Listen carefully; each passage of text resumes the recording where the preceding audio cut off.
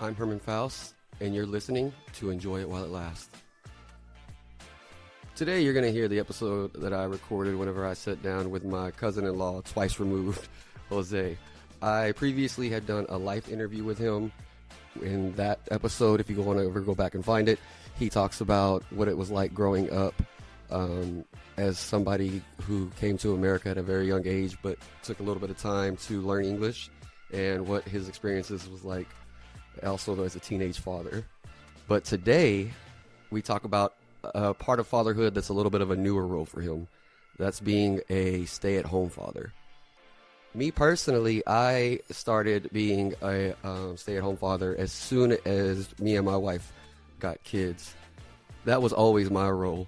So I got to grow into it, where Jose very recently got thrown into it due to some issues that he also talks about in his life interview. We covered a lot of topics about how we deal with our kids, including how we handle the siblings fighting each other, trying to find that balance of instilling a work ethic versus letting them just be kids and enjoy their time. We talk about how their amazement of life can be both joyful, but also at times it makes us possibly look like we give our kids zero experiences. We talked about some of our concerns about our kids being exposed and learning about things in a proper way, like how to use cuss words and also what the facts are about human sexuality. Some of the funnier parts might be whenever we compare and contrast the differences and the similarities of our kids, my kids to his, but also just our sets of kids with their own siblings. Be sure to follow me on your socials. Look me up at Soul Rack Productions. That's Soul Rack with a K. I'm on Twitter, Instagram, Facebook, Blue Sky, and TikTok. I think that's all of them for now. You can also follow and subscribe to my Podbean page directly. With that, it's time for you to hear me step out of the booth and hear us sit down at the table. Enjoy. All right. I am rejoined today by a former guest, Jose. How are you doing? Pretty good. How you doing? Doing good. You agreed to have a conversation with me about parenthood. We were both stay-at-home fathers. I've been one for several years. You're a little bit newer to the stay-at-home part of the game, but That's you've been a father for longer than me, though. So I believe so. So the first question I wanted to ask you is what problem do you have with your kids fighting each other? You got your kids are a little bit more spread out, but not all the way. They are, yeah. So fighting each other.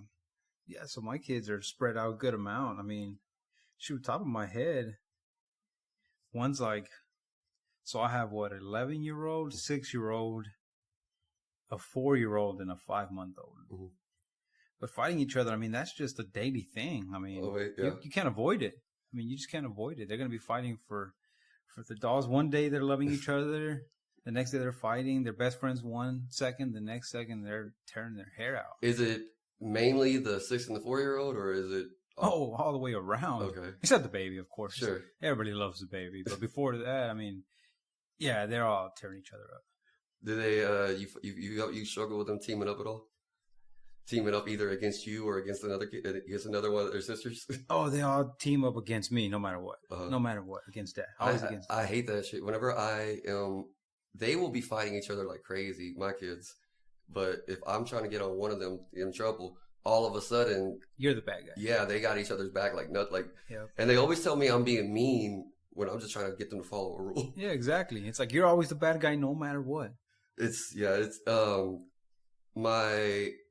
So my kids are 7, 8, and 9 now. Ding ding ding. So they're all interested in all the same shit all the time too. Even like my son stays out of it a little bit. It's mainly my daughters that fight each other, but he's not immune because they will come and fuck with him all the time. Of course. Whenever my girls team up, they're a menace to everybody thoh. I feel bad for my son because I feel like he gets the short end of the stick a lot of times because he's having to learn how to stand up for himself a lot more, whereas it comes naturally to them. Oh, I bet, yeah. He's a man. Well, no, but I'm saying when you say it like that tone, is a man. Shouldn't he be the one that? Well, because he can't touch him. He's kind of like, I got to stay out the way, and then he's the one getting ambushed. Yeah, man. You kids when they fight, they get physical a lot. Oh yeah, all the time. One of them might get a dang dog to the head. Yeah, with my youngest is actually the one that's the most violent out of them. Oh yeah, she'll just come up when she gets mad. She still cannot control herself at all. So if she has something in her hand, she'll still throw it. Oh cow. And she has complete breakdowns over shit like that. Holy dang. Yeah, no, they'll definitely get at it. I mean, we try to get them to calm down, but yeah, for the most part, they're pretty good, but they have their days where they just lose their shit and they'll go at it. Like I said, 1 second they'll be playing. Oh man, like man, as they should. They'll be getting along, and out of nowhere, it's like I don't know what happened, World War II, and they're just like I don't know what just happened, and tables just turned. Is there any specific things that you know are going to be a fight? Or I honestly don't even know. They could be talking perfectly fine right in front of us, and out of nowhere, it's just like something, just a flip of a switch, and I don't even know, honestly. Yeah, for us, it's always like they. The main fight that I always know coming is when they're playing like make believe with their toys. They'll be good at first, but I always know they are. What's going to happen is one of them is going to say, "No, this one killed that one, and this toy killed your toy," and they're going to be like, "Well, no, this one had power and survived, or whatever." And then they're arguing over what happened in their imaginary world, and it becomes real, like a real fight. Damn, I'm gonna really kill you now. Yeah, like, and it goes down. You should have let it. You should have let him die, bitch. Should have let him die. You should have. Do you have any like systems you try to create to just avoid conflict? Well, they each got their room, so we just once it starts going down, you each got your toys. Separate your toys and goodbye. Go to your rooms. Hey, whenever you're ready, I can come back. And really, all it takes is like a couple seconds. Mm-hmm. They'll each go their separate ways, and before I know, they won't even get to their room. Sometimes they'll separate and they'll start walking to their rooms, and halfway to the rooms, they'll be like, "Hey, you want to come over here?" And before they know it, they're playing again. That's definitely there's definitely see that where no matter how much we were fighting, well, that was 2 seconds ago. I'm cool now. Yeah. I don't want to play alone. Come on. You don't? Do you have anything preventative? Like if you for us, for like an example would be, a couple of examples would be like, so on their cups, instead we have color coded cups or whatever. And I know that, okay, well maybe this day one kid's going to want the pink cup and this day they're both going to want it. So I just like have them pick random numbers. I'll be like, okay, 1, 2, or 3. So they don't get to see what color, which color. Yeah. And then they just randomly pick a number, and that's your cup for the day or whatever. That's smart. That's smart. So, and for towels, we created a rock, paper, scissors like tournament. The 3 of them will if one of you beats the other 2 with rock, paper, scissors, you get to pick the towel first. And that's what you get. Because their favorite towel is there's a Miles Morales towel. But then they have like 10 different kid towels. They're different designs, Mario, Sonic, different shit. But yeah, they have to abide by. You're only gonna pick out the top.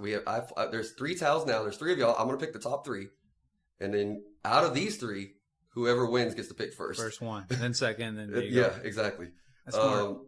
That the rock, paper, scissors has been a lifesaver for me because we use that for just any type of conflict. That works. For us, like the cup situation, they each have their own cup. Uh-huh. We went and bought cups and their own little sippy cup with like their straw, and they got which color did you want? You wanted purple, you wanted pink, you wanted blue. That's your cup from now on. Hey, we wash it, goes up on the rack whenever you want to drink. They got to pick them out. They got that power to fit. Exactly. They don't ever. It doesn't become a problem though of like, well, yeah, I picked this one, but I see that one every day now, and I never get to use it. Well, if they want it, they figure it out themselves. It's a democratic system. Hey, I want that one today. Hey, y'all figure it out. Can I use that one? And they do. They talk it out, and they swap out their own cups and whatnot. See, for me, that wouldn't work for me because if one of them asked, if the other one wasn't okay with it, throwing hands, then it's a problem. It's either if they both were good with trading, then okay, we're fine. But yeah, if one of them wants it and the other one says no, with little shit like whenever they take, we don't do naps all the time, but like if we are gonna know we're gonna go to a party on Saturday night or whatever, it's nap time. Yeah, you're gonna take a nap because you're gonna be up late tonight. Yeah. And like my middle daughter Gabby will try to go sleep in my other daughter Poe's bed because she's got a what do you call it? A loft bed, or Okay. you know, you gotta go Gotta climb up there, yeah. Because originally, when they shared a room, it was the loft bed and Gabby's bed was a low, kind of like bunk beds, but they weren't attached. Okay. Then we split on rooms, but if she wants to go sleep on her bed and she says no, I just have to be like, well, that's her room. She said no. Mm-hmm. But gotta be fair. You gotta give them their own. You gotta give them their own autonomy over their own shit. Basically. Exactly. That's the way it goes. Yeah. This kind of, I know this. We had talked about this in previous session about your when we did your life interview. But what are some things you try to do to kill time with your kids throughout the day? When you're at home all day, you only have the baby though, right? I only have the baby, yeah.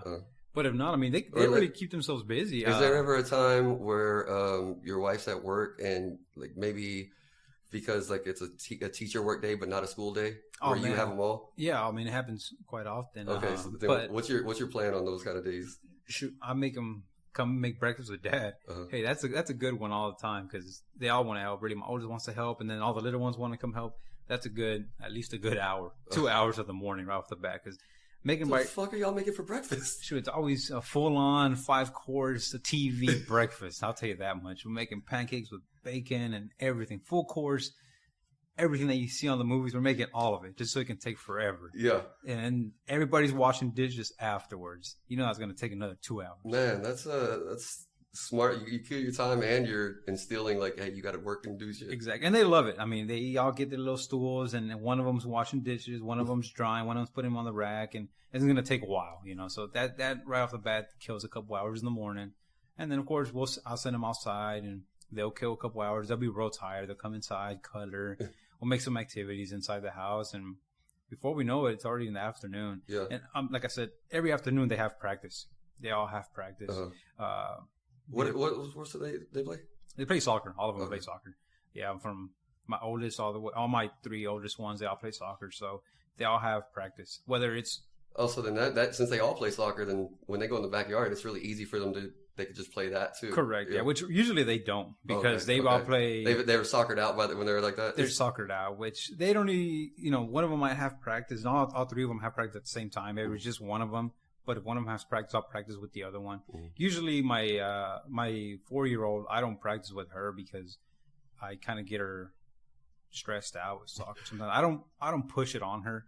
She's too small that I don't want to push her to the limit where she's like, I don't like soccer anymore. So I let her play when she wants to. But my 2 oldest ones, my 6-year-old and my 11-year-old, I do practice with them every time I practice. One of them's practicing, I practice with the other one to kind of get them up there, but. That's what we do throughout the day. I'll get them. Hey, here's some coloring sheets. Mom always brings some coloring sheets because she does work at a school also. Yeah. So she'll get them coloring sheets and just all kinds of stuff. If not, they'll get the dolls and start doing the same make believe stuff and whatnot. I have not made a point, and I haven't been successful in getting the kids to all care about helping cooking a lot. They different times like I've had. The only time I actually spend a lot of time on breakfast would be Sunday mornings. They all know that's chorizo day. We're gonna have a chorizo breakfast. We're gonna have some fried potato. We're gonna have some beans. We're gonna have that's the only day that they will care about. Okay, let's help make. Yeah. Sometimes like God, you're making a mess, and there's eggs everywhere. Oh, you're like Jesus. I'm more worried about the egg shell that gets in the egg all the time. That's the worst. And then one. you can't. Sometimes scared. It's hard to get out all the time. Like I'm gonna lose a tooth today. Especially with my son, because he cracked the egg and then he'd start mixing it up and like, wait, don't do it yet because now I can't find the shell. Yep. Slow down there. I have gotten them to like. To like as far as chore wise, like their main chores are like feed the dogs and now that we have cats, start taking care of the cats, playing with them a little bit. Mm-hmm. But we have a compost pile in the backyard, so they have to take out the compost. Okay. I've just recently added to where they got to start. I don't trust them to wash. Like you say, you have your kids wash. I feel like my plates are going to still be dirty.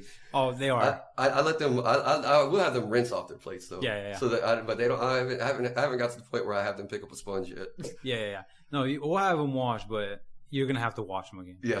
Yeah. You let them do their scrubbing. They'll put them on the next little sink, but you're gonna have to wash it. Honestly, your way's better than mine because even though you're redoing it, you're instilling it into them. That's the idea. Just to have them busy and they think they did a good job, and you're like, oh, good job, but. You're going to have to wash them again. Yeah. You don't trust it. You're going to have some egg and pancake and syrup the next day if you eat it. You get a lot of brushback whenever you have them like try to get them to clean up stuff. All the time. Okay. All the time. I mean, and really it's because our home is always kind of a wreck because we're never really home. Yeah. You know, especially if I'm at work, if I do go do my yard stuff like that. If I'm not home throughout the week and we're at practice all week, I mean, the house is a wreck. And so we're at home if we're at home in the weekend, which we're usually not because we have games. Say we have a tournament on Saturday and we have games on Sunday. And we happen to be home Sunday. We're like, hey, it's cleanup day. You guys got to pick up your rooms. It's like, okay, go in the rooms and everybody's laying down. And they're like, oh, we're tired. It's a bunch of pushback. I mean, yeah. But at the same time, you got to remember it's like, hey, they're kids. You know, they just had a busy weekend. You kind of have to find that balance sometimes. But yeah, pushback is crazy. I mean, man, my son actually is the only one that will clean, like pick up shit. Oh, really? Whenever we have them. So usually a couple times a week, usually we'll be like, okay, you got to clear the floors so that we can come through and mop or vacuum not or whatever. Fall. Exactly. Or just even be able to, I can't vacuum if shit's everywhere on the floor. Exactly. Yeah. And I'm not going to spend an hour by myself just picking everything up. Yeah. But yeah, it ends up becoming my son cleans his room, and then he goes and helps my daughter clean her room, and then he goes and helps my other daughter. Then the other one. My youngest daughter is the one she's the one that's kind of what you described where, it's a big no. Nah, she's like, she just acts like it acts like it's the worst thing in the world. Like she's just dying for, like, I can't do it so much. Like, yeah, well, you did this. That's my 6-year-old. That's Lily. She's just like, no. Like, you got to pick up your room. And she's the one that just has dolls everywhere. You can't even see her floor. I mean, there's nothing. There's just dolls and toys everywhere. And you're like, how did this even happen? Yeah. Like, the house, she wasn't at home for this past weekend. She spent the weekend with her cousin. And so she wasn't there. She came home Sunday. Within 2 hours, I kid you not, 2 hours, you know, we're having a lazy Sunday watching movies. She came Sunday. She didn't want to watch a movie with us. She was playing with dolls. She went into her room. We just hear the ruckus everywhere. Yeah. We came out of our room. You know, our oldest was watching, you know, whatever she was doing on her phone. And came out of our room. We're like, what the hell is all that noise? You know, we hear playing with the dolls. We hear doing her make-believe stuff. And come into the dining room. Toys everywhere. Came into our living room. Toys everywhere. There's covers all over the floor because she made a fort in a tent. We're like, what happened to this house? You've been here for 2 hours, girl. What happened? She's like, I'm playing. We're like, well, you got to pick it up. She's like, why me? We're like, you did this. Yeah. Like, what happened? She started crying, losing her shit. Yeah, see, I can't pick all this shit up. Look at this. Exactly. She's like, is somebody going to help me? We're like, what? Like, this house was clean. Like, we cleaned all morning, and you got here 2 hours ago. And yeah, she lost her shit, and we're like, girl, you got to go back. We got to give you back. But yeah, she's the same thing as like your daughter. Like, it's nuts. It's nuts.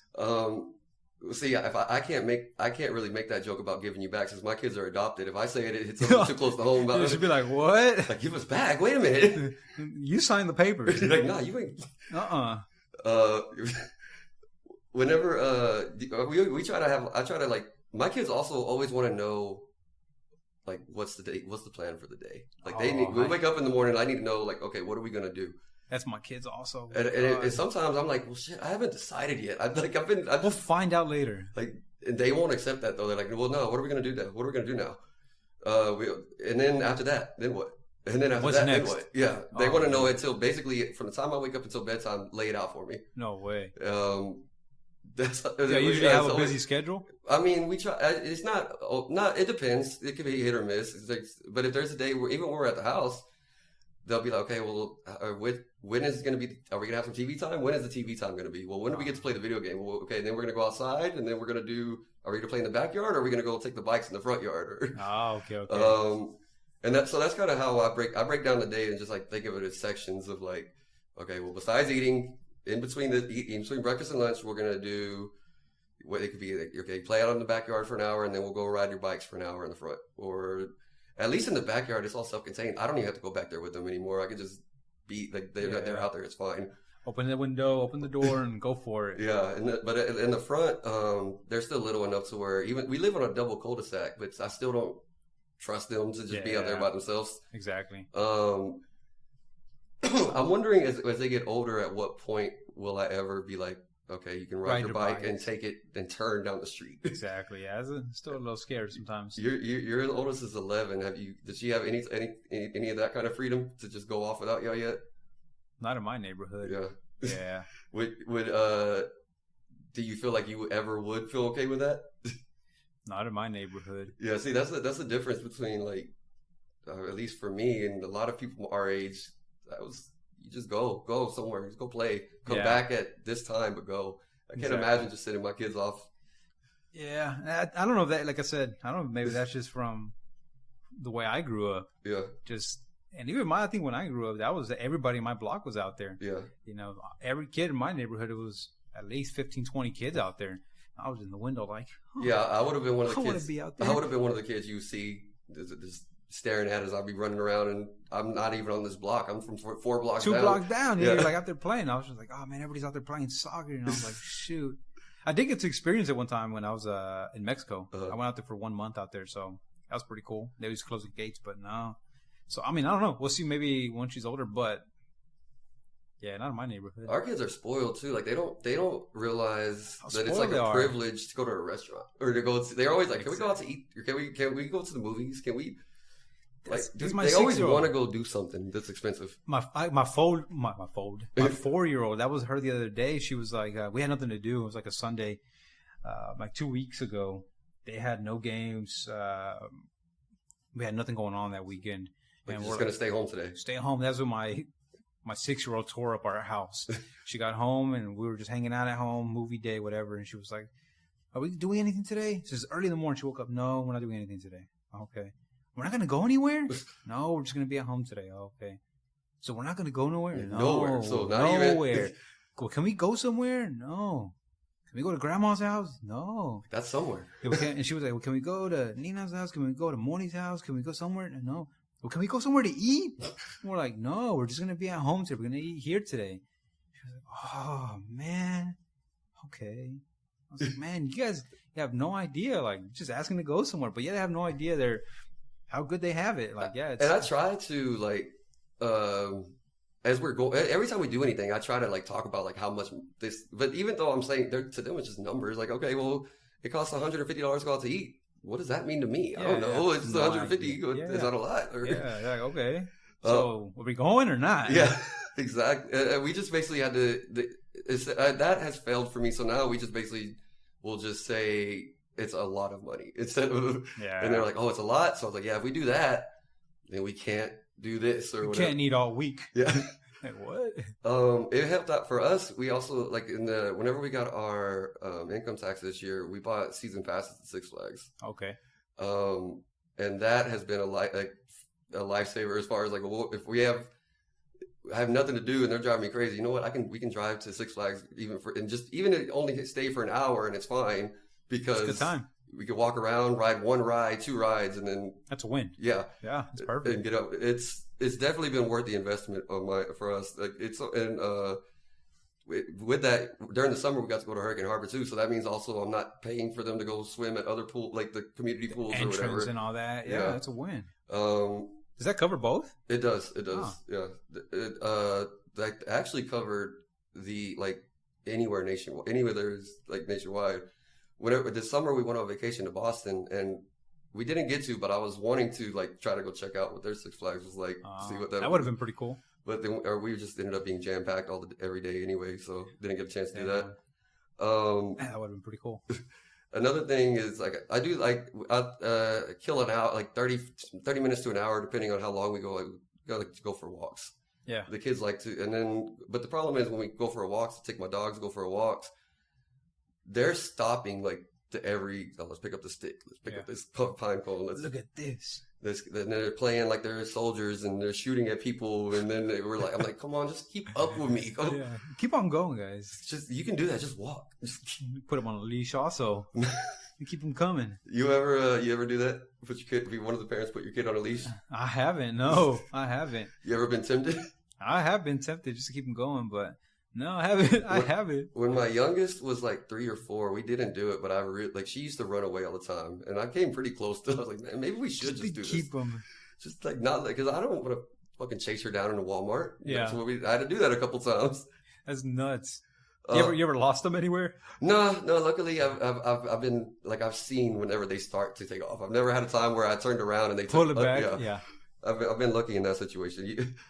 Have you? No, I haven't. I've been lucky enough that no. I always put them in a cart or something just to not lose them. They it's whenever they stop liking to be in the cart that's the problem. Because then it's like, well, and although even that, it's more of a hit or miss. And plus, since I got you got multiples too, you can't put them all in the cart. Yeah, no. Well, no, I always keep them pretty close. Oh, yeah. I mean, hey, you got to hold on to the cart. So no, they don't wander off. So I used to have that. If that would be the rule, if they were acting crazy and sort of like, nope, now you have to your hand has to hold the cart. That, or I make them hold on to my belt loop. That was like one thing I always. So as soon as I didn't feel them pulling on my belt loop, I was like, oh, where'd you go? Yeah. So that was one thing I always did was like, hey, you got to hold on to my belt loop. So because you always feel that tugging. Yeah. As soon as you didn't feel that tugging, it was like, all right, well, where the hell did they go? Were you, are you, or have you been like the grocery store in your the errand runner in your house? Yeah. I felt that's me. I'm always the one that goes to the store, and I feel like for the longest time, everybody knew me that worked at the store because of the kids. Oh yeah, they talk to everybody. You say, hey, how you doing? When they were very small, it was just hello. But as they gotten older, like we've had to even like, look, people don't want to hear everything about your life. Yeah, they want to tell. I got a cat. They want to tell strangers like every little thing. Sometimes you're like, hey, you're oversharing now. Hold on. You have that problem at all? No, they're pretty. They're more. Yeah, they're more shy. See, I love it though because I don't love that part of it, but what I do like, they always make life more fun for everybody else though because the way they are. I can see like if somebody I've noticed a couple times where whoever they're talking like whatever worker it is they're talking to is noticeably have a pep in their smile after makes their day. It makes their day. They're very, and then at the end they always a lot of times they'll be when saying goodbye they don't just say goodbye, they'll be like, okay, have fun. Yeah, exactly. So it's like, they're just always telling everybody have fun in life. The only one that's like that is Sally's, my smallest one, my 4-year-old. She's the one that's really like that. Like she's super loud. Like she'll be in the store, well, doesn't talk, but she'll just be like super outgoing and like just talking about like oversharing, but like between us, not really talking to anybody, but just being.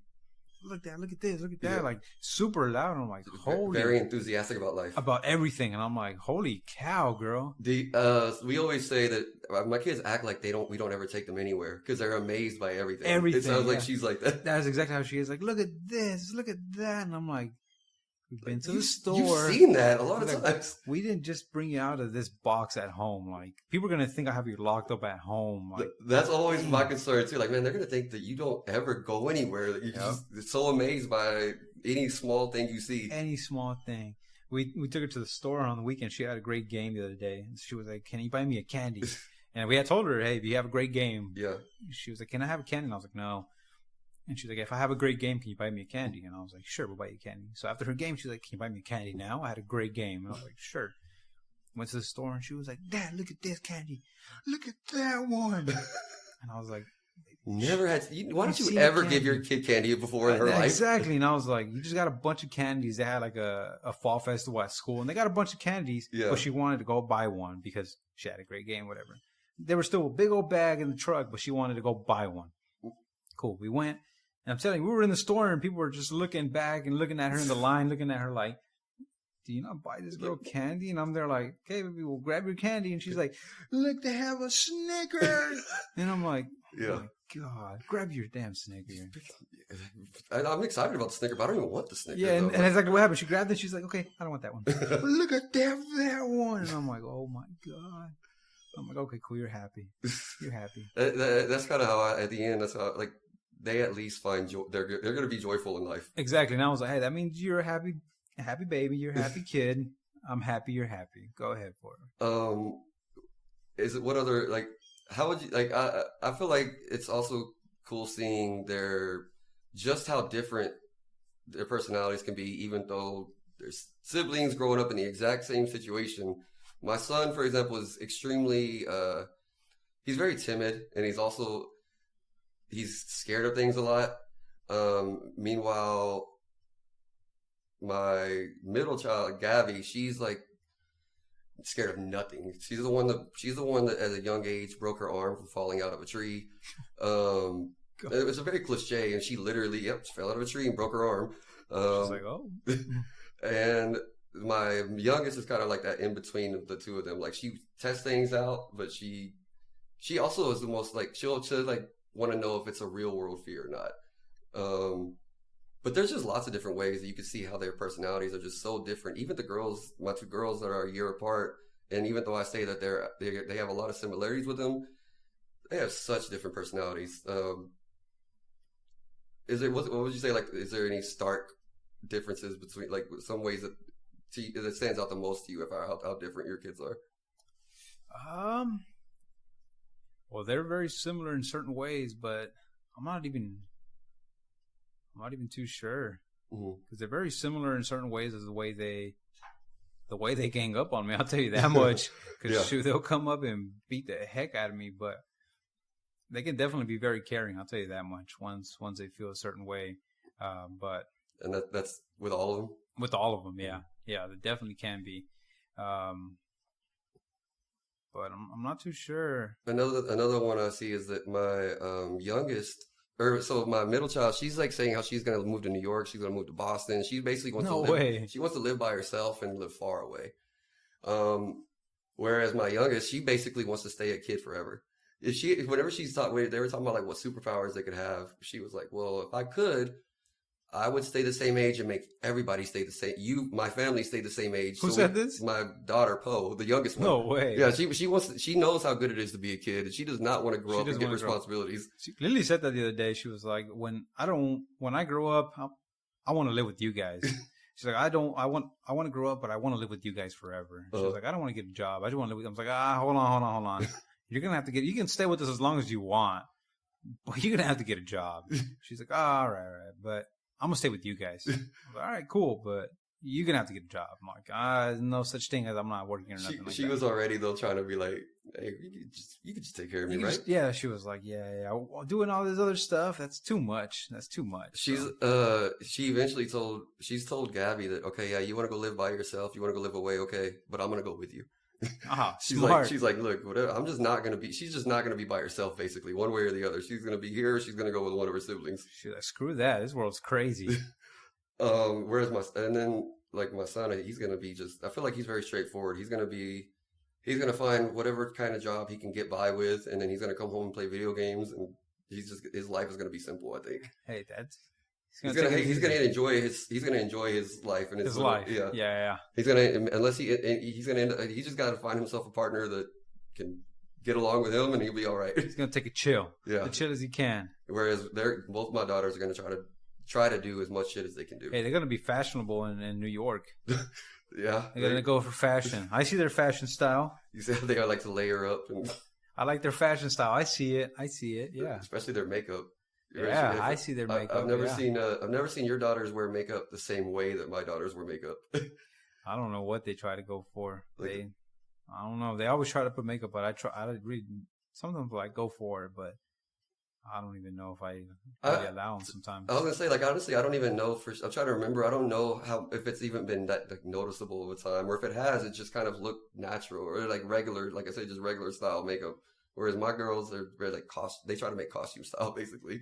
They always do their faces up one way or the other. Well, that's a good thing. They have that idea for it. They're very creative. I sometimes think that I have allowed I was just telling Brenda the other day that if I could tell anybody that's like a brand new parent, I would say don't do it the way I did it. To where I think we gave our kids way too much of a voice very early on. Give them that freedom. It's a good thing, I think. So that was I was like, I'm never going to be the type of like, oh, do it because I said so.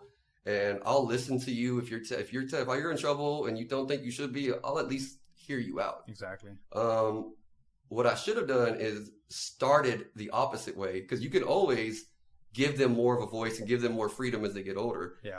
But now I can't rein it back in. Now everything's an argument. Yeah. Everything it's too damn much. Yeah. I was like, if you started off thinking that no, just do what I say, you have no. You already gave them the rein. Yeah. That's. But it shows in them. They're very they don't take shit from no adults or that's a good thing. Yeah, also they won't be bullshitted at all. Exactly, they won't be dismissed. They won't take the bullshit. Yeah, if somebody tries to tell them something that doesn't make sense, they'll straight up, that doesn't make sense. That's not right. Exactly. Like, hold on. What you're trying to say is so we always say, like, you know, every time they're frustrated, it's like, I'm raising some strong women. It's okay. This is the cost of it. I got to deal with it now, but it's going to be good in the end. Exactly. I still say, though, that I would, if I could go back in time, I would have introduced that maybe as a 5 or 6 year old, 7-year-old, let them start doing that a little bit more. I probably shouldn't have started when they were 3, and now they just feel fully entitled to never listen about anything. Yeah, but also builds that character at an early age. So yeah, it's ingrained in them. It's ingrained. Yeah. Because I sometimes see it in my girls. Sometimes it's like, hey, you got to stand up for yourself. Sometimes, sometimes it's like, hey, you guys are letting things slide. Where you got to stand up for yourself. They're just kind of afraid to speak out or speak up for themselves, and they're kind of just timid and quiet. I'm like, hey, say something. Just say something.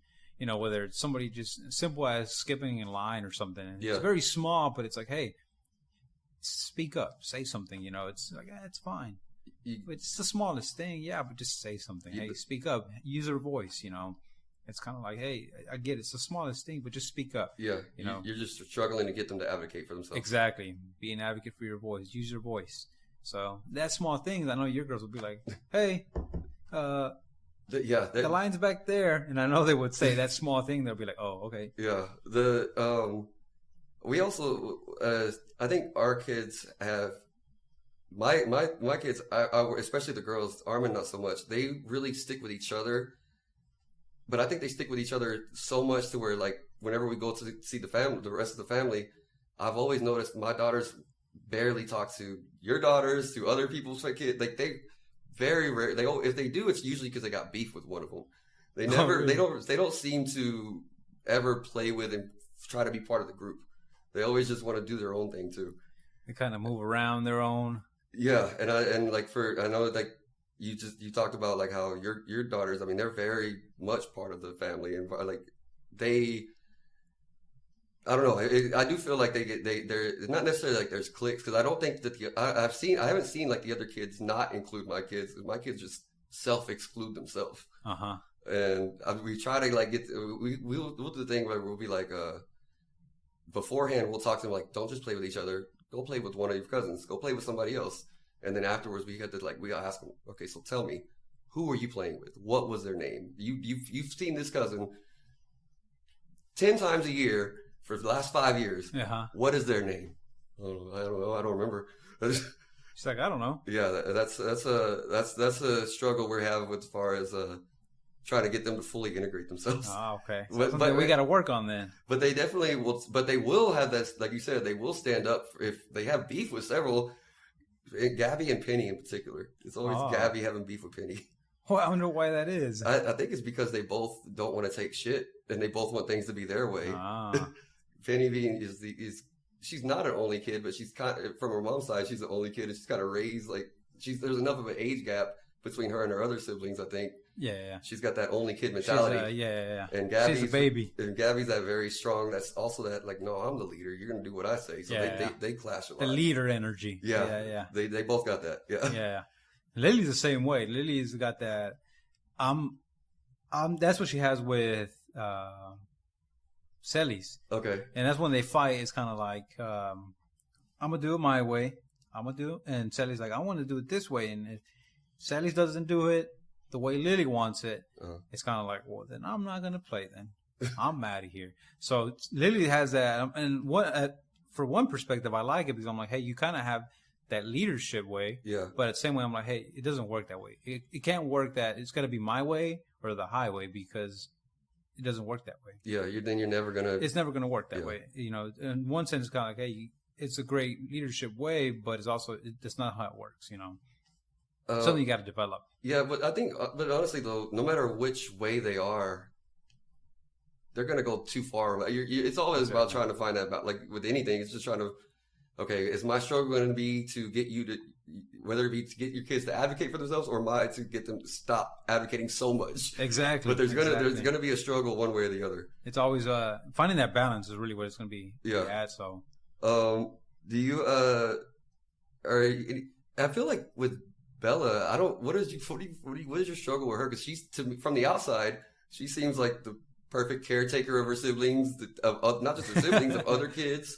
She's very much caretaker of everybody, protector of everybody. I don't know, and I don't.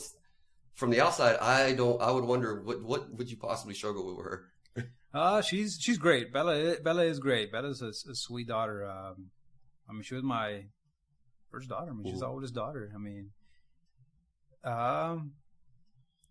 it's like every other kid. I mean, you have your struggles every day where sometimes they're great and sometimes you just struggle with, hey, she's messy. Hey, sometimes you're just being lazy. I mean, your normal kid struggles, but overall, she's a great kid. She really is a great kid. She does great in school. She has all A's. She tries hard. She does great in sports. Of course, she fights with her siblings. She's great all the way around. You don't have like a particular, like you're mentioning with your other, you don't have like a certain thing though that you feel that is the thing you need to work on with her? I don't have a specific thing. I mean, I think she's just a normal kid all the way around. That you have the same thing you have with every normal kid. Yeah. That's what I have. The same issues that I have. So then my outside perception is pretty correct about her then, because that's kind of what I view. Like I said, I view her as like, she doesn't give nobody problems. The same outside perspective, it's the same one that I have right now. Hopefully, I'm knock on wood. Hopefully, the way she is now is the way she stays that way. But yeah, luckily she's been great. Luckily she's been great all days in school. She's great with her sisters. Of course, she has her hiccup days where she's just kind of like, screw you, Lily, screw you, Sadie's, and she's great with the baby also. But some days she's just like all around, screw you.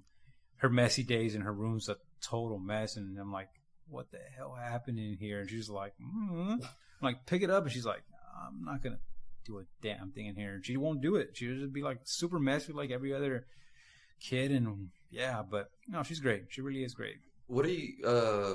What's your response to, like, what's your discipline response if you do get like that, whether her or any of your kids, just about if they just outright say no to something and they just don't do you go to the like chocolate like you were raised, or what do you do? No, I can't. Sometimes I wish I could. I'll get my belt. I ain't gonna lie. Sometimes I grab my belt and go swing that sucker around. That works with my little ones. And they'll be like, shoom, they'll swing out and then they'll go do whatever. But you hit them with the belt? No, you do a show, make a show of it. Exactly. Yeah. I'll swing that sucker around. They've all been real scared of that sucker. Yeah, especially the little ones, Lily and Sally's. They'll be scared out of that sucker. But no, I've never touched them with the dang belt. But they're scared of it. Like if I have, they'll be scared of it. Like if I ever touch them with it.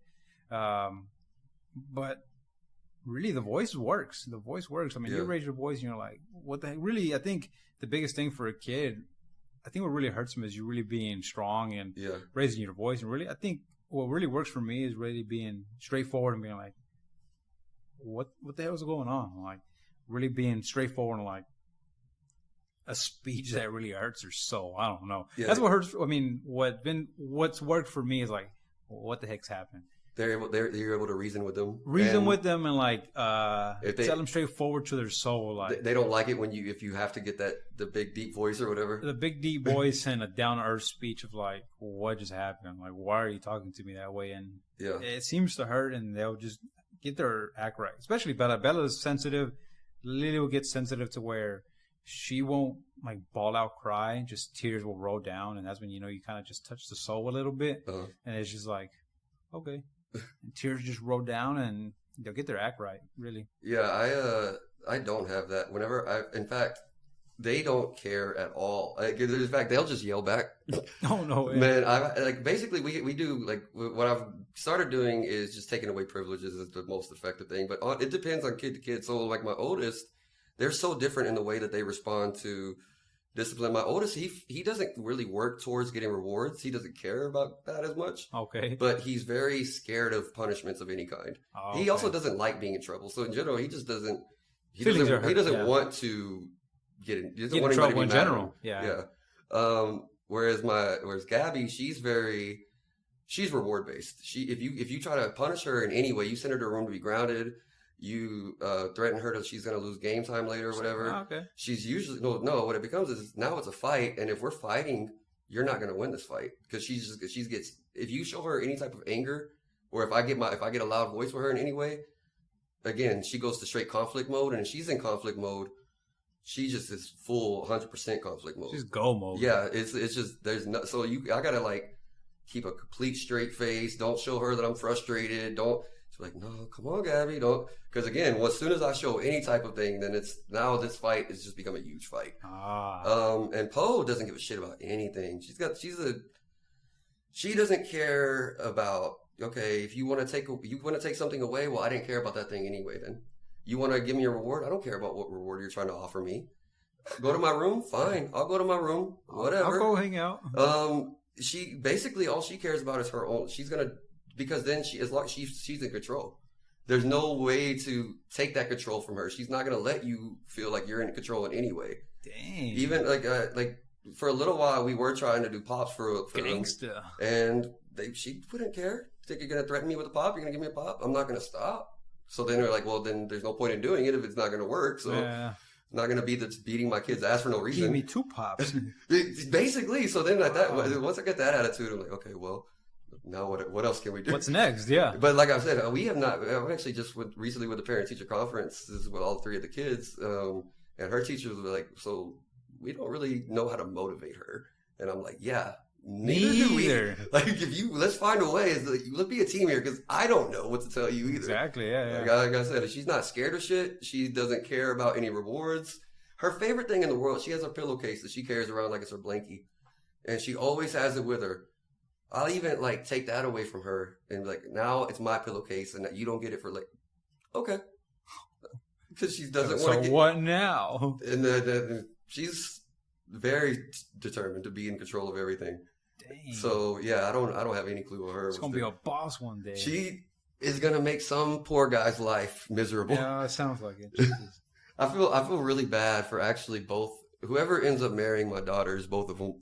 Bless their heart. It's not gonna. I don't think they're gonna have an easy life. That's what I told my wife about Lily. I was like, well, she ain't gonna find nobody. Bless her heart. Well, you see, they'll always find somebody that's exactly. willing to. I was like, whatever he does, bless his heart. What's gonna happen is Armin is gonna end up marrying a girl that's kind of like his sister's, just because that's what he's used to, and he needs to get bossed around basically. Exactly, they boss him around all the time now. That's what they say. You find somebody that you're used to, that you're somebody around that you're used to, really. Yeah. So like I feel like what's gonna like if I look forward, I imagine like, oh man, they're gonna also. I feel bad for his wife just in the sense that they're gonna be fighting with his sisters probably. Like they're gonna all come around and go at it too. Yeah, family drama. I definitely also don't look forward to when they become teenagers, as they're both a year apart and wild. They're crazy. They argue this much, and I have this little power over them right now. Imagine later. The only thing I can unless I physically pick her up and move her, I can't get her to go to do something. You have to lock her in a room. Basically, what we do is we do that as like a reset whenever she's like in her most.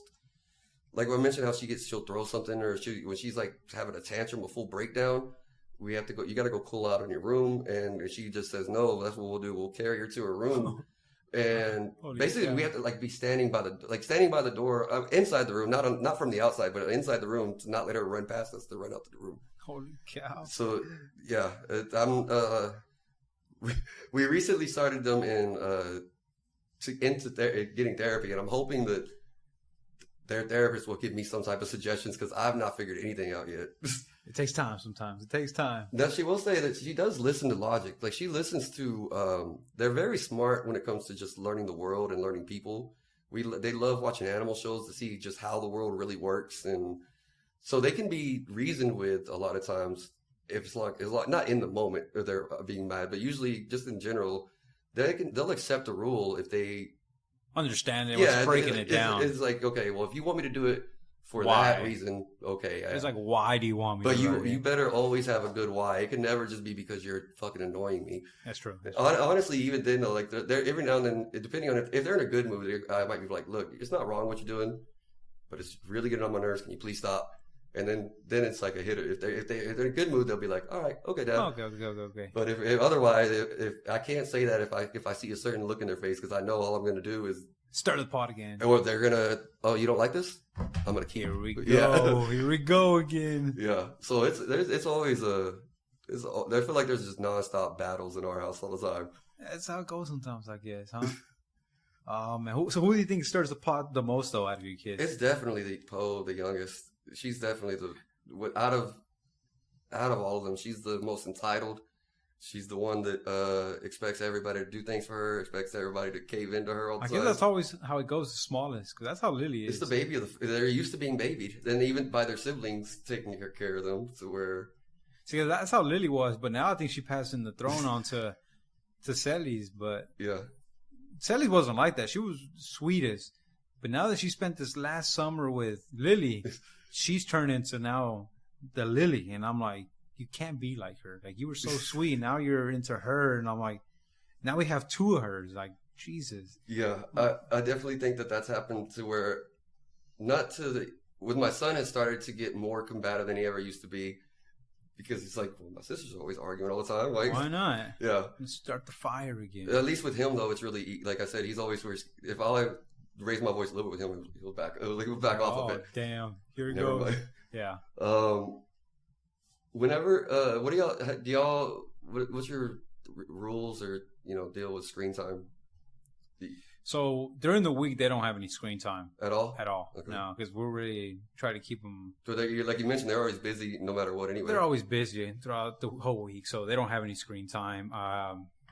They don't have any time for really TV because we're always out and about. Practice. We're out in the field all week. I literally pick them up from school and go straight to the park, literally. And so here and there, I mean, there's a TV in the truck. So sometimes when we're off to practice, they'll pop a TV on while we're waiting for practice to start for like 30 minutes, 45 minutes. They'll pop a TV, the little screen on the truck, and they'll watch, for like 30, 45 minutes, if anything. That's about it, really, throughout the week. And then in the weekends, that's the only time. Bella has her phone. She'll be on her phone throughout the weekends. If she doesn't have a game, she'll be on the phone. When did she give her a phone? So she actually got her phone really young. Like, I don't even know how old she was. And I didn't even want to get her a phone. Her madrina, Chris, she actually got her phone for her. And she was probably like 8 or 9. I don't even remember how old she was. And I was like, she doesn't need a phone. I didn't get my first phone until I was 18. Yeah. And so I was like, damn, why is she getting her phone at 8? Like, there's no reason a kid that young needs a damn phone. Like, nowadays, kids get a phone so young. I think it's nuts. Like, there's no reason. But, yeah, she got her phone real young. Did you put any, like, limitations on it once you got it? So no limitations, but she was only using it for, like, YouTube Kids and stuff like that and games. At that time, she only had games, and then I started using YouTube Kids. Now, she's just playing games on it and, like, YouTube and stuff like that. But she's only using it on the weekends. Okay. Any access to social media at all for her? No social media. No. What about like other do you have like where she can only text or call certain people? She has her. Yeah, she's going to text and call certain people, and then she gets checked regularly. Okay. Yeah. We review who she's texting and what she's texting. The thing about that is, I feel like they're always going to be ahead of us, knowing they are. Like, okay, you think you're reviewing everything, but what you don't know is I deleted this conversation every time. Yeah, you can, but there's also ways to review all that. Yeah. And I think all kids think they're all ahead, which, hey, we've all been there. So, but also there's technical advances that we think we're ahead of. So I don't know. Yeah. We always got to be a step ahead. You'll find out whenever she's an adult and be like, remember? So you can tell me the truth now. Exactly. Just like we did. Like, hey, remember that one time? Yeah. So we stay on top of it, especially with like all these games and stuff like that and certain things that chats and all that. So that's the part of the chats within the games where you don't know who they're talking to or who they're playing with and shit. So they're all turned off. All the games that she would have, and they all have like a passcode that you can turn off. And so they all have passcodes, and all chats are turned off and stuff like that, so she can't. Yeah, like last Christmas we got our kids PlayStation, and that's the first like big intro. Like before that, we had let them. There's like little Nintendo emulators they'd play every now and then to like the first Mario or whatever. But this is the first. Like this last year is the first time we've let them like regularly, a couple times a week. You get to have some game time. Okay. But we've definitely had to, they have their own PlayStation profiles, but it's not. You can't. They're not allowed to have friends or go online. Like they're restricted from that even. Because I don't want they only like playing like Minecraft really anyway.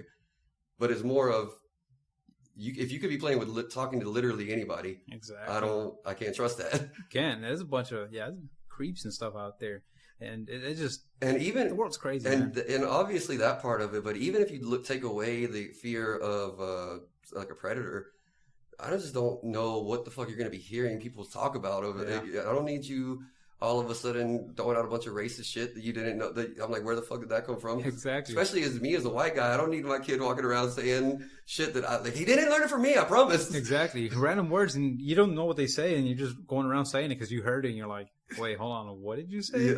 Yeah, exactly. my son used to.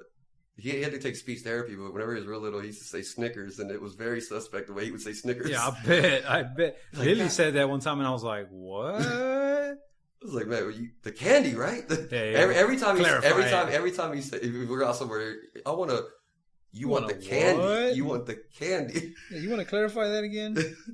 How do you have any, I guess, instead of asking the question, let me explain how I don't really care if my kids cuss. I let them cuss around the house. I let them, they'll, even when they're talking to me, as long as they're not like saying fuck you to me, but if they're if they're saying like, oh, I don't fucking like that, I don't even care, because I've got to go with what I've said before about I thinking about like just learning how to be an adult. I just want them to learn how to use language appropriately. Mm-hmm. And I've always never had the idea that bad words are bad. Yeah. It's just about, well, do you know how to talk in different settings? Yeah. Like they know, obviously, when you're at school, you can't say these words, or if, your grandparents are right here, they don't like it, so don't say it around them. And the difference between saying a cuss word and cussing somebody out. A lot of people would tell me that they think that's a bad idea, though. What's your thought on that? I've never thought about it that way, but I don't let them cuss. Yeah. But I like that idea because they should. I think I like that idea because I think they should know the proper way to use that. And I think I don't allow them because they would slap that word everywhere. I think that's why I don't allow them. But I have heard them slap that word here when they're playing with each other. Yeah. And the only one really I've heard is Lily. That sucker would just slap them and be like, "What the heck?" And I'm like, "What'd you say?" "Oh, nothing." And I'm like, "Dang." But I think that's my concern, is because that one has more of a free mouth and she'll just slang words left and right. But I like that idea that way they're able to use them correctly. And especially because once you like thinking about to when we were kids, you might not have been allowed to cuss, but as soon as you were with your group of friends, I was slapping them left and right. Say whatever all the time, ain't talking any kind of crazy way. And I was like, well, in my mind, I know you're gonna cuss in different situations, but me personally, I was mouthing left and right. And of course, my parents didn't know no English, but I know for them, they weren't understanding until I was already a lot older, and then they were catching on to what I was saying. They were like, "Don't be saying that in the house," and I was like, "Oh dang, now they know." Yeah. But before that, I was slapping them left and right. So it's become so normal. The difference is, I think, because the way I do it, it's become so normalized. It's not really like they hardly ever cuss, even though they're allowed to. Especially like my son does a little bit more. Yeah. But even my girls, they'll tell me like, "Dad, stop saying bad words all the time." Yeah. I'm like, "This is just how I talk." At home, I do it on a normal. My girls take it as a normal word, but they don't. But I say it on a normal one around them like crazy. It was. I would say my son is the only one that has ever said like a word at school, and I think he said shit whenever he was like something happened. He was upset at school, so it was like a little bit of a learning process for him. But even that, it stuck really quickly. He's like, "Oh wait." I'm going to get in trouble if I do it at school, so you just learn how to not do it. Yeah. He doesn't like to get in trouble. Exactly. Yeah. And I think because of, I don't know, to me, the normalizing of it is just, it was worth it. Exactly. But I like that idea because it makes sense. It teaches them how to use it properly and in the correct form. Yeah. And he also has gotten in trouble because we caught him like, if you can't call your sister a bitch. Yeah, just because you can say, but he probably would have done that when we weren't listening, even no matter what. At least I'm going to tell myself it's not because I let him say the word. It's just because kids are going to want to let it slide. Yeah. What type of responsibility? Like, how do you mentioned the kids like helping you do cooking and everything like that. Is there any other ways you kind of build that responsibility up in your kids? I think just, I mean, I think a lot of people just say, hey, at this age, you start doing this. At this age, start doing this. But I think I just let them do everything, really. Mm-hmm. They all show interest and want to do everything. I think from the smallest age, from like my 4-year-old, I'm cooking and they're like, hey, I want to cook. Come on, I'm not going to tell you no. Now, sometimes you get frustrated because you're like, no, get the hell out of here. Like, you're going to make a mess. And you're like, I want to smash that egg. I want to crack the egg. And you're like, come on. I know you're going to make a mess. I know you don't know how to crack an egg. You're going to smash it on the counter, but go ahead. Yeah. But as soon as they show interest, I don't care. Go for it. They'll, making the bed. I just allow them to do it. Have you ever? So you haven't had to do anything they've shown interest on their own. They've shown interest, yeah. They see me doing it, and I'm like, go for it. Sweeping and stuff like that. Hey, I want to do it. My 6-year-old, one time we were cleaning the whole house, and I'm like, hey, we got to clean the house today. It's Saturday. We're going to go do this. We're not going to be here all weekend. We got to clean the house. We got games later this afternoon. We all got to clean the house. We're not going to be here, blah, blah, blah. We all got to do our chores. Everybody's going to clean the room.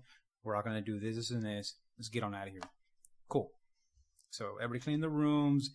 And my 6-year-old was like, I don't want to clean my room. It's a big old mess, of course. He never wants to clean the room. I'm like, hey, don't worry about your room. If you want to clean your room, I'm going to make you scrub the toilet. And she was like, okay. I'm like, you really want to scrub the toilet? And she was like, yeah. She never scrubbed the toilet. She went and rubbed the toilet scrubber and started scrubbing the toilet. I never showed her how to scrub the toilet. I'm like, this 6-year-old. I'm like, she went and grabbed it, started scrubbing the toilet, and I'm like, okay.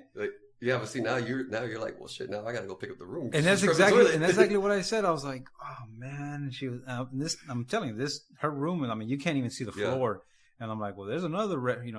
We got her restroom. She's got technically the master room. It's got her restroom. I'm like, well, you got to clean your other restroom too. And she was like, okay. I'm like, oh god. So then, she scrubbed the toilet. So stuff like that. They take initiative, and she was like, okay, I'll do it. I guess that's just the difference in personalities, because it's more of I have to like set. This is your job now. Exactly. Otherwise, my kids they won't want to do shit. Yeah, they just kind of show initiative. Like, I'll do this, and like my 4-year-old, they'll see me doing certain stuff. Like, hey, I'm doing the bed. Like, oh, I want to do it. Okay, do it. And I mean, they'll be all jacked up. Uh-huh. Like, of course, they can't do a bed perfectly. Like, hey, how do you do the bed? But they'll try, and I'm like, cool. Good for you. Man, if I could just get my kids to leave their sheet on the bed, because they always they carry their like blankets around with them or take it over. So we don't, especially on the weekends. So like usually, well, now every Saturday my son has a flag football game, and for my daughter was cheerleading, but she's wanted to not be a cheerleader anymore. She said it's been very boring. She is going to try to join the soccer team, or she's going to join the soccer team when that season starts for the school. Okay.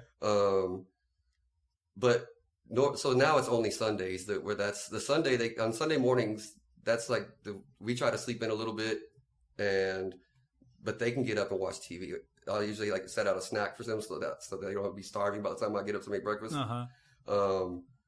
But yeah, they'll come in to the couch and they'll just, instead of I've always tried to tell them like, just put on your pajamas or don't, if you're cold, do something. But no, I'm just going to get up and just drag my big old blanket over here, and they use any sheets. Three things on the way. Exactly. Use their sheets for forts all the time. And they to where I'm always like, well, where's your bedding at? Where the hell is your bedding? I'm like, oh. Like, exactly. I mean, let me think about this morning. That's too far ago. I don't know.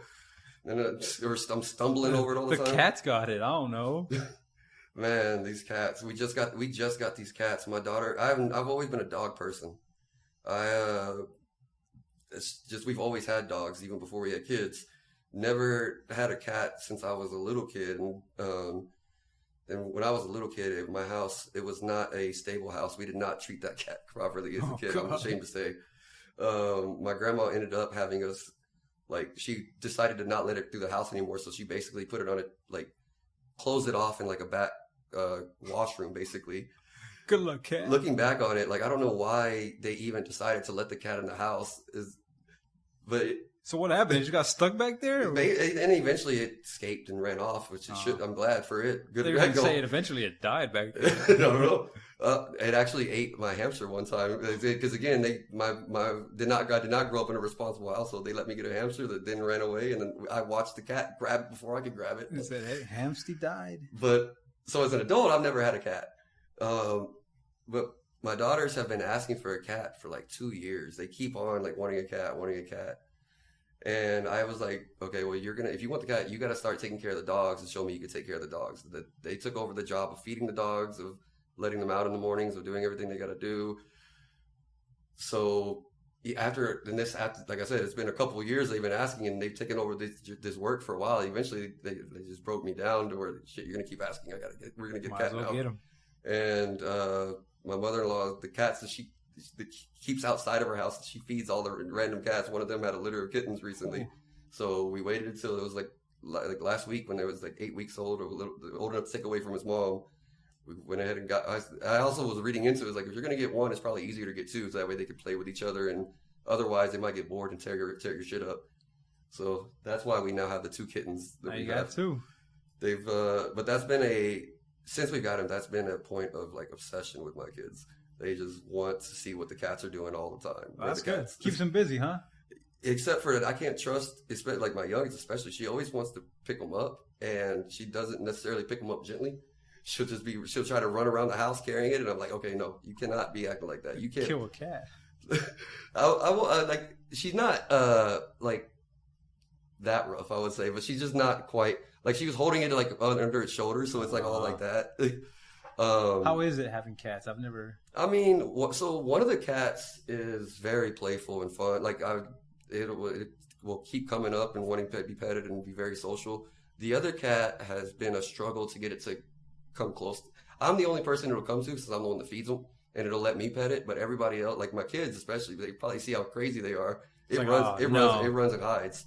And I really don't know that I can really give you a good estimate, a good tell on how it is to have a cat, because it's been like a week, like I said. Oh, it's barely a week. It's been like a little bit, at this point, about to be 2 weeks, I guess. So, somebody's out there cutting grass. Yeah, what's been a pain is keeping the dogs from eating the cat shit. Really? We had to get a different. I didn't realize this was going to be a problem, so we got it's the litter box. But then when it's out in the open, apparently dogs, that's a thing. They go and they try to eat the cat shit. Are they really pretty good about going to shit in the litter box? They did. I didn't right away. The first day I got them, and they were used to live at my mother-in-law's house. She don't let them in the house. They lived outside with their mom. But yeah, right away they want to. They want to go. They don't want to shit out in the open. They want to be able to dig and bury it. So that's where they went. I didn't have to do anything to train them. So that part, found it, and they like the first day, because the very first day we didn't let them through the whole house because we weren't sure what to expect. We had like, well, for now, let's get in this room, and then once they're trained to use the box, then we'll take them out. Start letting them explore a little bit more. But right away, they just went to the box, started using it. So it's been very very easy in that sense. Wow. It's very self-trained, self-cleaning. They also feel clean all the time. I have not had to, we gave them we bathed them when we first got them, since they're coming from outside. Want to make sure they didn't have fleas or anything. But since then, their fur has been super soft and clean too, just because they always clean themselves all the time. So yeah, it's been easy to start, but I'm worried. And then we also had to get a bunch of little toys and shit for them to, since they don't go on outside and go. You gotta keep things to keep them entertained and shit. Exactly. But as long as you have that, it seems at least like there's gonna be pretty easy. It's cute to watch them play with each other. And yeah, there's some stray cats that are outside, and the girls are like, "Can we keep those cats?" And I'm like, "Hell no." Especially now that they're already grown and they're used to living outside. You can't just take a feral cat and all of a sudden. The neighbor next door, 2 houses down, he left, and I think they had kittens, and they were like little. They were tiny. They're smaller than that.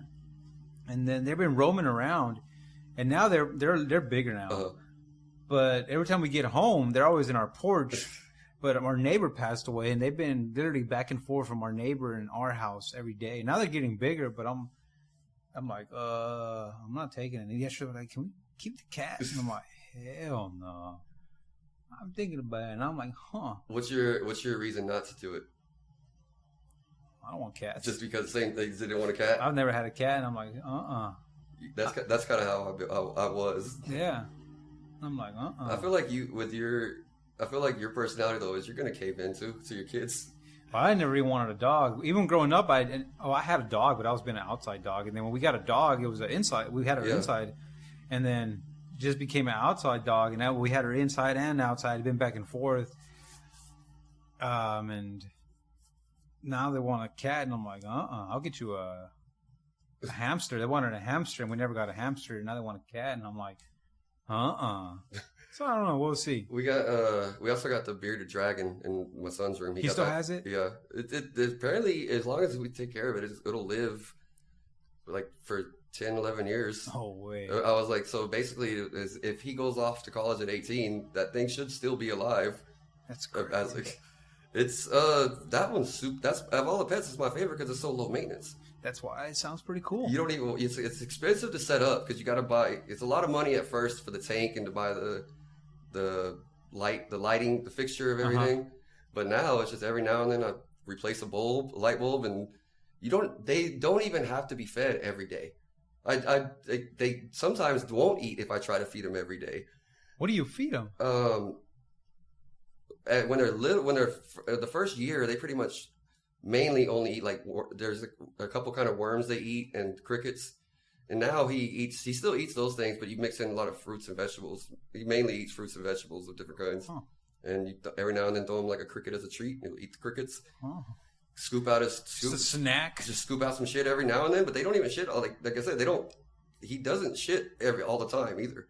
It's every now and then I see some in there and scoop it out. It's good to go. Super low maintenance. That's pretty cool. We got a little what do you call it? Like a harness for him that has like dragon wings on it, so that we were trying to get him used to like when we do take him out, so we don't lose them and let him try to walk. Because some people will actually like walk their bearded dragons around, but ours shows no interest in that. It'll walk around a little bit, but it doesn't. It mainly likes if we take it out whenever we like to take out the cage, it just likes to crawl on us. It doesn't like to just go walk off and explore. It's pretty sweet. It is. And I'm actually now getting to the point where, as much as I've been a dog person, I'm tired of our dogs. They're the ones that are the pain in the ass. I got to take them on long walks every day and got to scoop the poop. Got to keep so much shit I got bigger dogs too, so I got two of them. So much shit in the backyard every day. Yeah, that's the worst. I had to go out there and pooper scooper. Yeah, I hate that.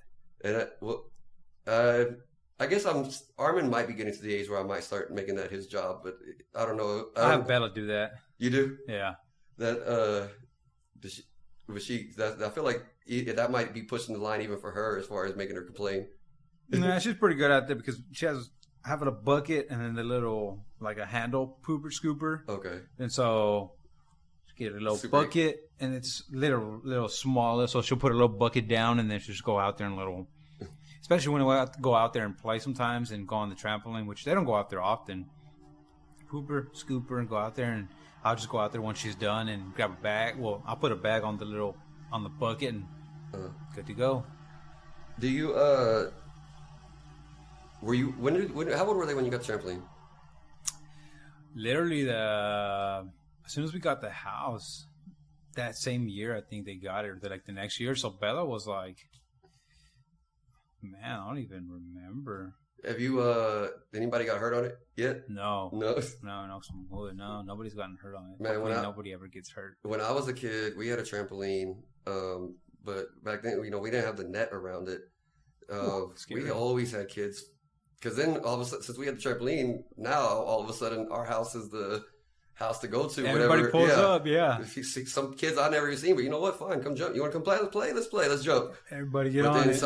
Then somebody fucking falls off, and then it's breaks a big an arm deal. or something. Yeah. I never had anybody break a bone, but I definitely we would fall, and we would also we would take a soccer ball or something, and we'd make the game of just don't let the ball touch you, so where we'd all have to be jumping around, and then but that leads to chaos of everybody. Just I guess I've seen it. I've seen. At parties and stuff, it does seem like it gets quite full. Very full. Very full. You never had to worry. You never felt like you had to worry about that though. Just them trampling each other or anything like that. Inside the trampoline. Yeah.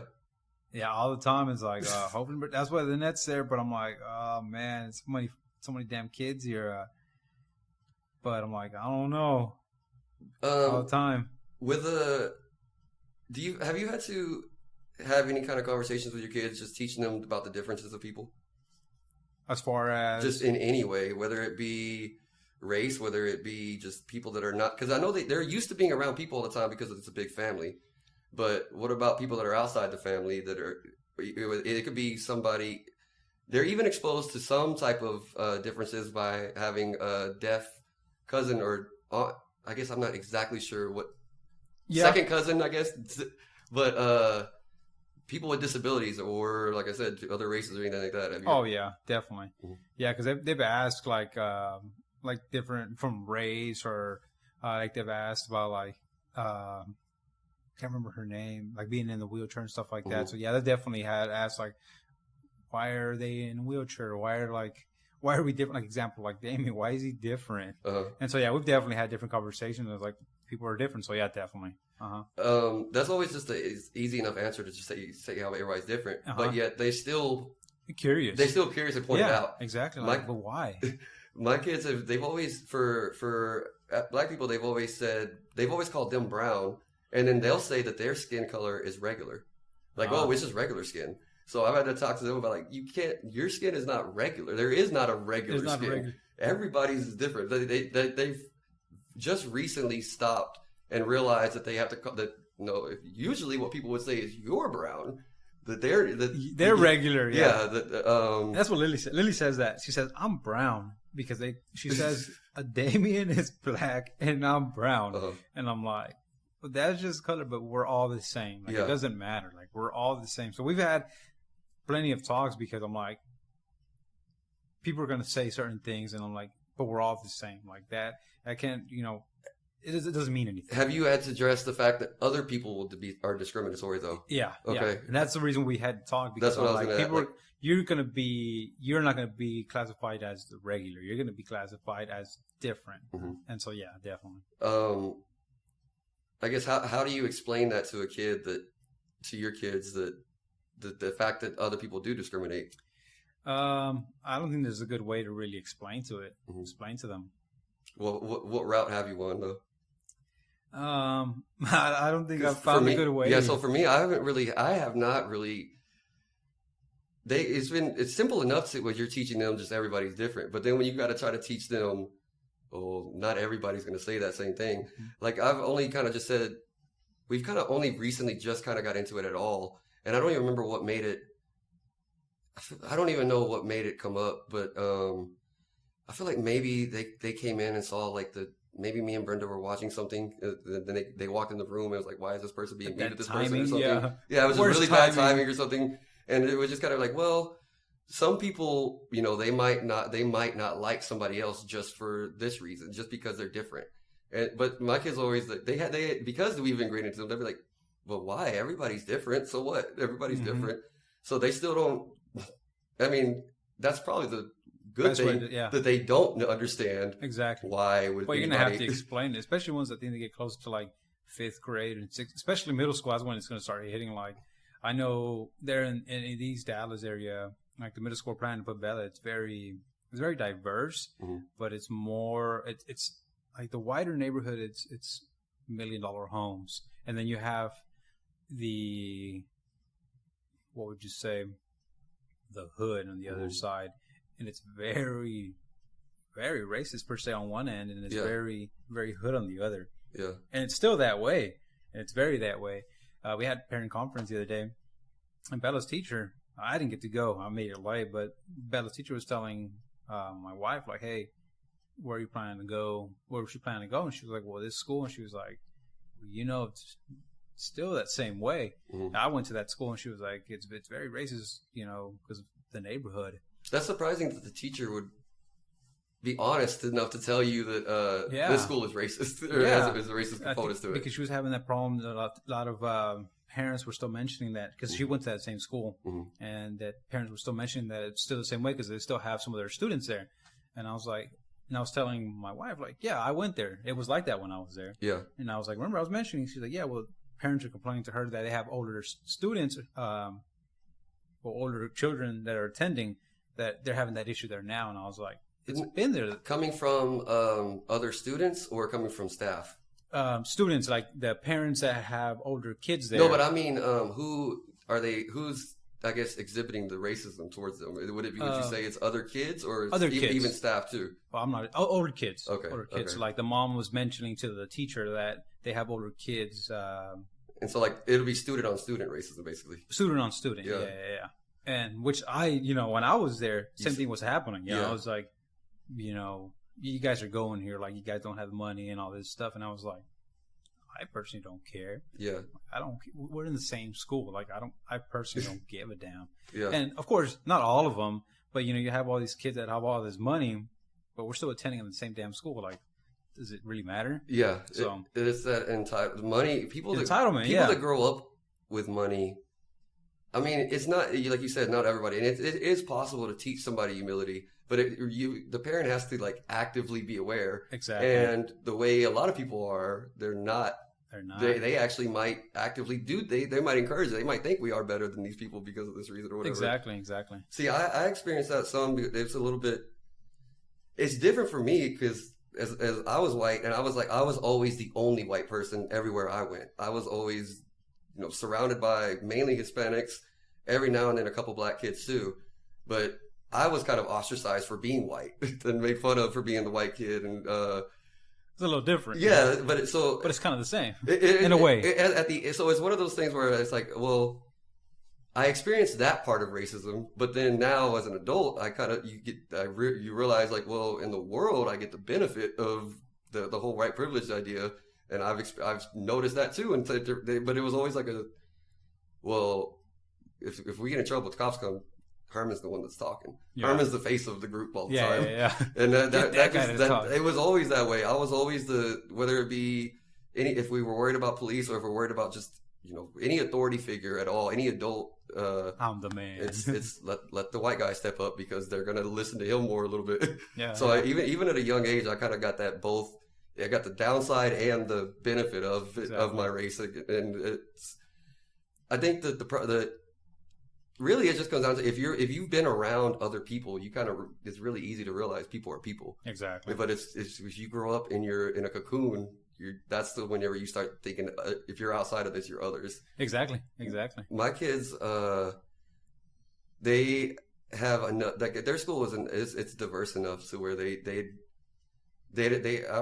I'm pretty sure that they've internalized all the things we've tried to teach them about when it comes to race. They still point out, like, especially when they see people, they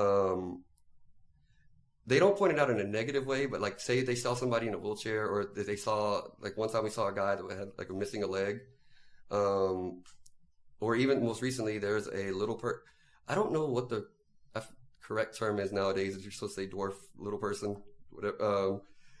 I personally was never sure why midget was offensive, but apparently if it is, then whatever. Yeah, I think they take it as offensive now. But they saw I'm going to go with dwarf because that's the medical term. But they won't. The way they point it out though is they see it, and I could see their brain things, and then they'll just be like, they look at me like, everybody's different, right, Dad? I was like, funny that you say that right this second, but yes, everybody's different, right? Yeah, like, and then like even there's the dude that works at the grocery store. He clearly is like a special needs guy, and he has a walk to him or whatever. But again, every time they see him, they kind of processes it, starts thinking, and then they kind of tell me like, right. Well, everybody's just different though, right? Everybody's body's different, right? Like, yeah, so I guess it's the best if you're gonna notice things. I guess it's the best way that if they even as they notice it, they kind of stop themselves and just be like, it's fine. Their body's just different than my body. Yeah. Trying to process it. Like, what should I say? Yeah. What's the best way to put this? They want to say something though, just because it's out of the norm. So they was like, well, no, I can't say this, but what should I say? I think with that, I do think there was a time where when they were smaller and they saw somebody and they referred to a person that was like, it was like a grown up that looks like a kid, and I was like, I mean, I get what you're trying to say, but you can't say that. You can't be like that though. Like, yeah.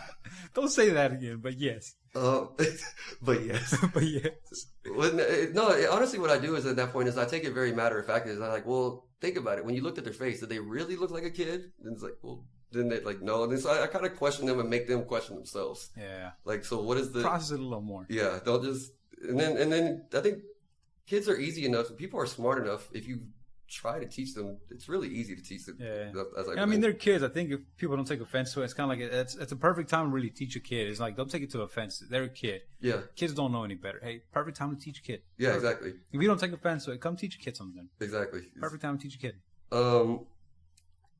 Speaking of teaching kids, have you had any kind of talks with your kids about sex? No. No.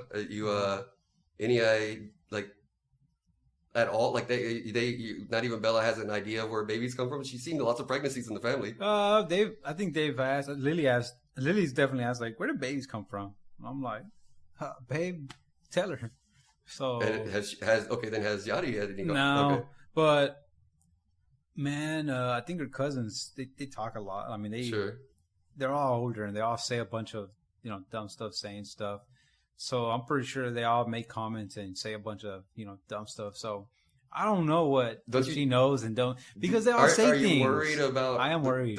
Them learning that way though, by just hearing an older kid saying stupid shit. Yeah. So I don't know what she knows and doesn't know, but I don't know when's a good time. What do you think is a good perfect time? So the reason I ask now is because I feel like my kids are, especially like, well, there's two different conversations. There's the body, the puberty conversation, but then that kind of ties into why is your body changing? What's happening? Well, see, my wife's definitely had that talk with her about body change and all that, because she's not normally not old enough, but there's kids that do start having their periods at younger, like around her age. And she's already 11, so definitely body's changing a lot younger now. So sure. Yeah, she's already had that talk with her, like, hey, look, usually by 12, 13 is when girls were having that change already, but now 9 and 10-year-olds are already having that change already. So she already had that talk with, hey, look, bodies are changing. This is what's happening. So don't be afraid. If something happens, it's normal. This is what's going to happen. Blah, blah, blah. So she's had that talk with her. Okay.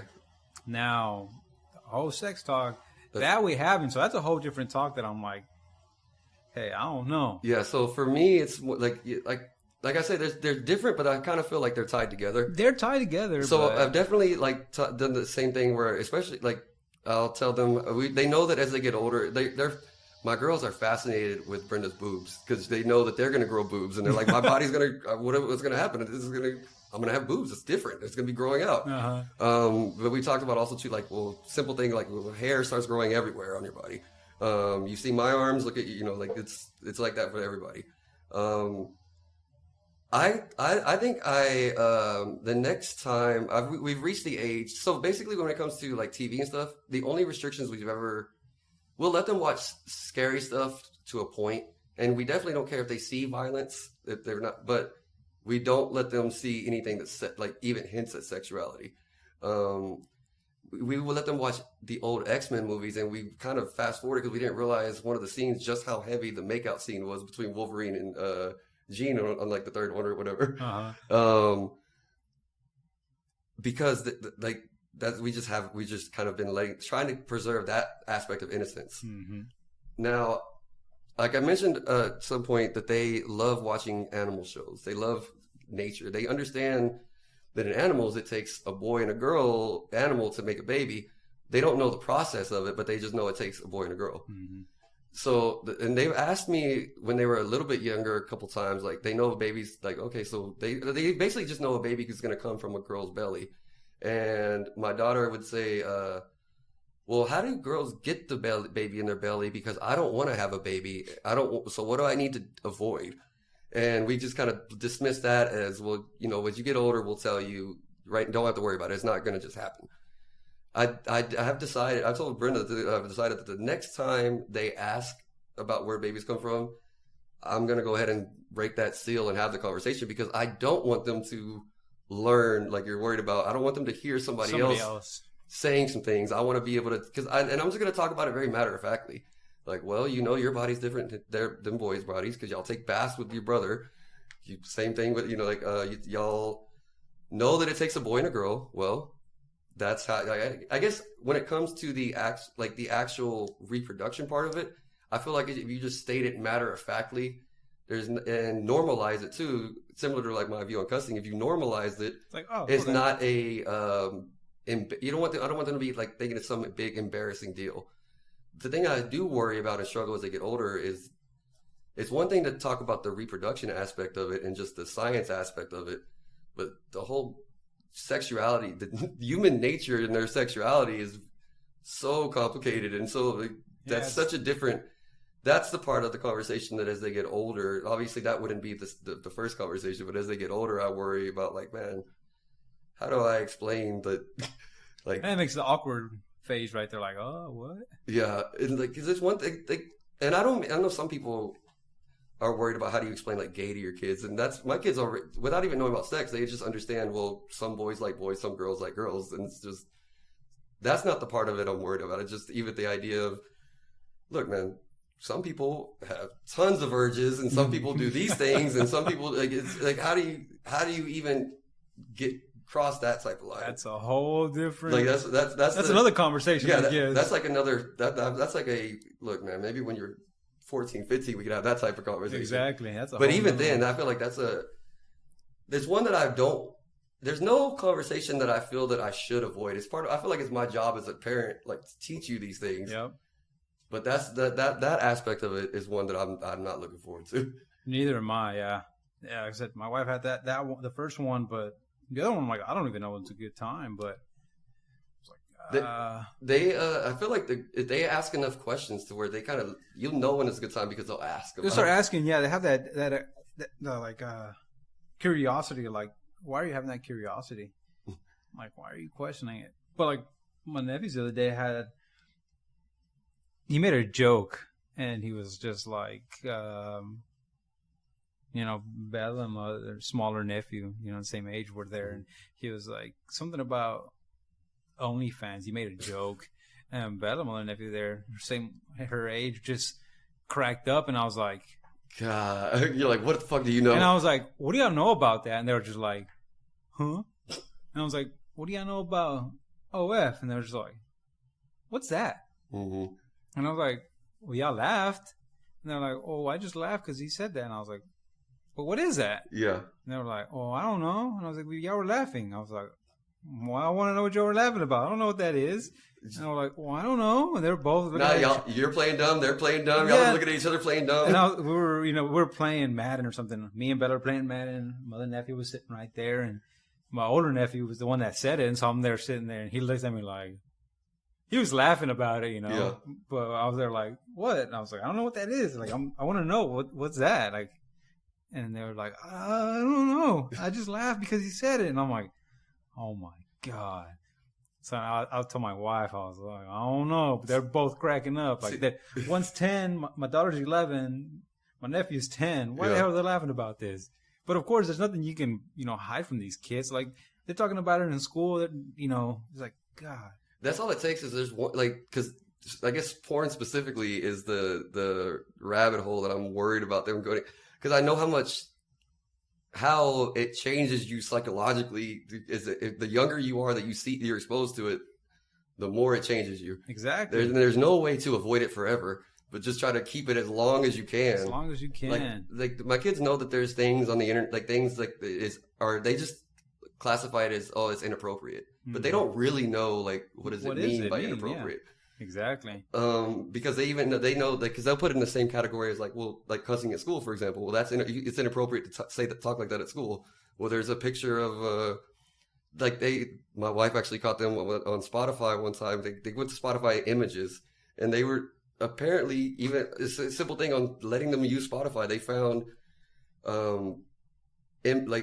it was almost hentai. It was drawing, but it wasn't full nudity, but they were like very explicitly posed, drawn girls. And in those videos, as I was scrolling through it, one of the ones that they clicked over and they saw, but it didn't register in their brains, was the fucking Kim Kardashian picture from her Ray J video where she's looking up at Ray J with her mouth full. Oh, dang. Now, like I said, as they were so distracted by the drawings, they did not didn't pay attention. They didn't catch that, but I'm like, that would be a whole, if they get exposed, like, how do I, now that's a whole thing of, what is how that? do I explain? And she lets them use this, like, hold the phone to control the music for Spotify. Who would have thought that going through Spotify would have an image like that? Exactly. Like, what is this? They're like, look, Mom, what's that? What is it? Is that a penis? What is that Kim K, Mom? Exactly. Don't worry about that. Oh man. Yeah. There's no explaining on that. No, I mean I just got fortunate that they were so busy looking at the drawings. So that but they just looked at that as the drawings were inappropriate just because the girls were not wearing enough clothes. But that's kind of they showed it to you. They're like, "What is?" Well, this? no, I mean that when they knew they were doing something wrong, but because like they were in the back seat, and then all of a sudden they were all like, they get very quiet all of a sudden. Like, oh, look. Yeah, and then once I wasn't even in the car. I was actually here, and I get a phone call from Brenda like, Herman, they're looking at porn. what the fuck are you talking about? I found Kim K. Like, she didn't even want to look at what they were looking at. She was like, you just look and tell me. And then whenever I looked, and then I was like, hearing what them talk about it, they were just saying, oh, like this. But even as her, like, because right away, whenever she took it from them, they were just like saying, like, that's how they described it though, like the girls that are inappropriately not dressed, or they're drawing them. So like they can't even really, yeah. But that's true, yeah, about that. And that's another reason I worry about giving just internet access in general. It's scary, yeah. You can find so much stuff on there. I mean, you can find anything. It's the palm of your hands. I feel like that conversation, I don't really have anywhere else to go, and that seems like a good enough ender as a topic. So that works. All right, so to all my listeners out there, you only got one life to live. Enjoy it while it lasts.